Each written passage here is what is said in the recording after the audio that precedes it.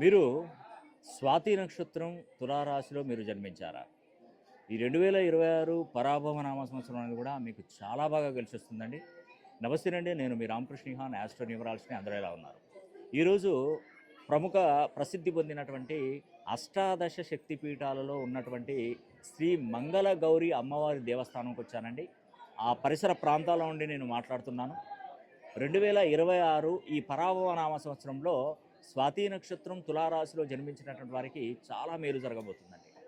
ఇక్కడ అమ్మవారు వక్షస్థలము పడినటువంటి ప్రాంతం అండి.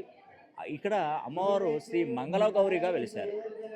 ఈరోజు మేము రావడం కూడా మాకు చాలా అదృష్టం అండి. ఎందుకంటే అమ్మవారి నవరాత్రోత్సవాలు జరుగుతున్నాయి. ఆ టైంలో నేను ఇక్కడికి రావడం నిజంగా ఆ పరమేశ్వరుడే నన్ను ఇక్కడికి పంపించాడు.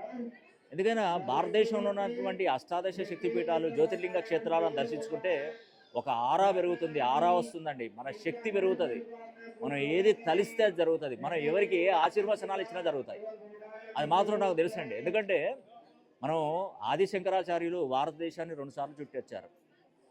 ప్రతి దేవుడి యొక్క అష్టోత్తర నామాలు, శతనామాలు ఇవన్నీ కూడా రచించిన వ్యక్తి ఆదిశంకరాచార్యులు. అలాంటి పవిత్రమైనటువంటి సృష్టించినటువంటి పవిత్రమైనటువంటి ప్లేస్ మన భారతదేశం. అలాంటి భారతదేశంలో నిజంగా నేను జన్మించినందుకు నేను చాలా సంతోషపడుతున్నాను.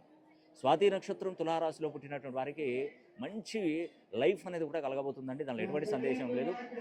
2026 పరాభవ నామ సంవత్సరం అనేది కూడా మీకు చాలా బాగా కలిసి వస్తుంది. దానిలో ఎటువంటి సందేహం లేదు. మరి స్వాతి నక్షత్రంలో పుట్టిన వారు ఒక్కసారైనా మీ పేరు గోత్రనామాల మీద కలికల్మష హోమం అనేది కూడా జరిపించుకోండి. 27/3/2026 శ్రీరామనవమి, శ్రీరామచంద్రుడి యొక్క పెళ్లి రోజున ఈ హోమం తలపెడుతున్నాను.